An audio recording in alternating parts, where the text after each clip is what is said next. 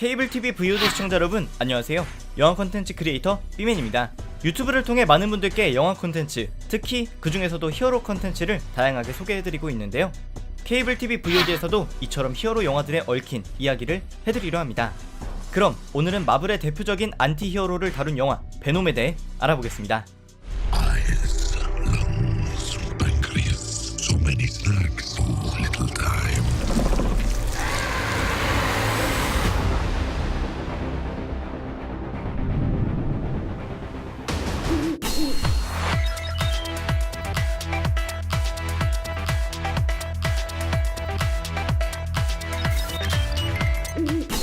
영화 베놈은 혁신적인 과학기업 라이프 파운데이션의 우주선이 미지의 외계 생물체를 지구로 들여오며 시작됩니다. 기업을 이끄는 젊은 수장 칼튼 드레이크 박사는 인간의 유한한 신체를 외계 생명체와 융합하여 진화를 이룩하고자 했는데요. 이러한 상황에서 기업의 비리를 밝혀내는 인기 기자 에디 브룩에게 라이프 파운데이션의 인터뷰 요청이 들어오게 됩니다. 그리고 인터뷰 당일 에디는 기업의 홍보를 목적으로 한 인터뷰에서 대표자인 드레이크 박사에게 예정에 없었던 비리와 관련된 질문을 하게 되었고, So I have to ask, how does that work? You know, exactly the Life Foundation thing. How does it, I don't know, how does it go about, say, testing pharmaceuticals? Eddie, we're talking about the rocket here. No, I'm not. I'm talking about the allegations. 결국 인터뷰는 중단됩니다. Eddie. They never got to work out. Thank you very much. We're not finished. Yes, you are, Mr. Brock. Is that a threat? Have a nice life.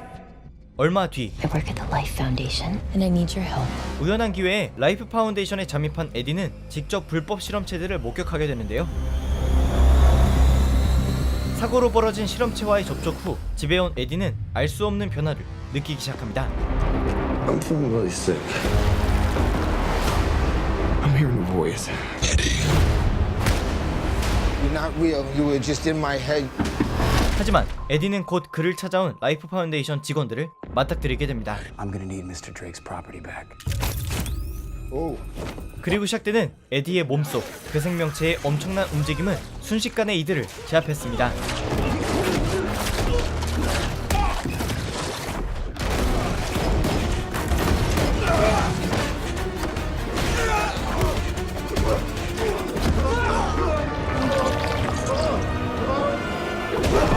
Outstanding. Now, let's bite all the heads off and pile them up in the corner. Why would we do that? 과연 에디의 몸속 괴물은 무엇일까요? 외계 생물과 인간의 융합체를 그린 영화 베놈입니다. What the hell are you? We are Venom. 영화 베놈은 수많은 제작 비하인드를 갖고 있는 히어로 영화들처럼 알고 보면 흥미로운 사실들을 확인할 수 있는데요. 우선 베놈이라는 캐릭터의 실사화는 이미 2007년의 스파이더맨 3편에서 이루어졌다는 점입니다. 오늘 소개해드린 영화 베놈과 같은 점은 2007년의 베놈의 숙주도 마찬가지로 에디 브룩이었다는 점인데요. It's Brock, sir. Edward Brock Jr. 대표적인 차이점은 스파이더맨 3편의 신비오트는 스파이더맨을 첫 숙주로 삼고 나서 에디 브룩에게 이동했기 때문에 스파이더맨의 수트의 디자인을 그대로 가져온 데 반해 2018년의 영화 베놈의 경우 영화사 간의 판권 문제로 인하여 거미 문양을 배제하고 캐릭터의 외형을 완성할 수밖에 없었습니다. 하지만 제작사와는 무관하게 만화를 원작으로 하고 있는 영화인 만큼 많은 영화에 카메오로 출연하는 작가인 스탠리의 등장도 확인되었는데요.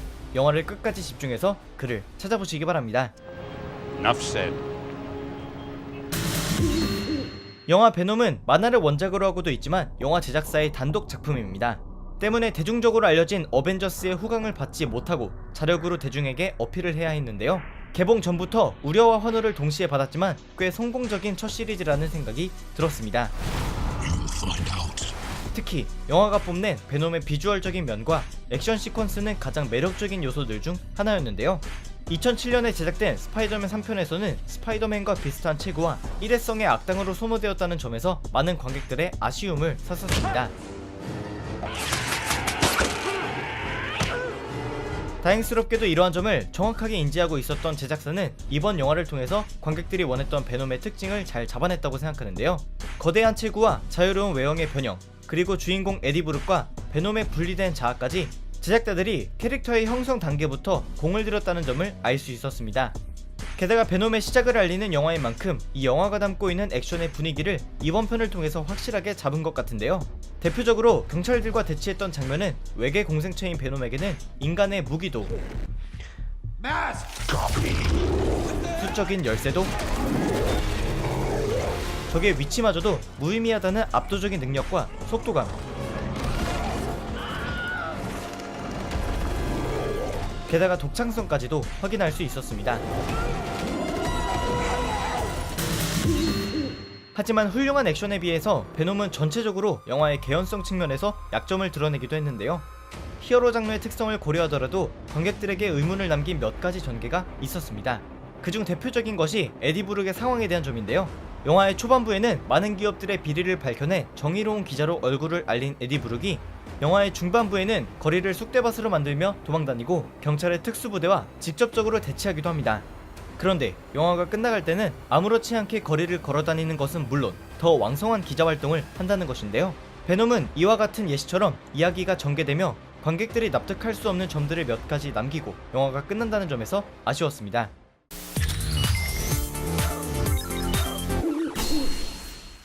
오늘 소개해드린 영화 베놈에 대한 점들은 영화를 관람하시기 전에 숙지하고 가시면 더욱 재미있게 보실 수 있는데요. 영화사가 베놈을 시작으로 그들만의 이야기를 다루는 세계관을 더 견고하게 만들겠다는 것을 예고한 만큼 앞으로가 더욱 기대됩니다. 2007년 이후 11년 만에 멋진 비주얼과 시원한 액션으로 돌아온 톰 하디의 베놈을 만나보시기 바라며 지금까지 뷰맨의 무비썰이었습니다.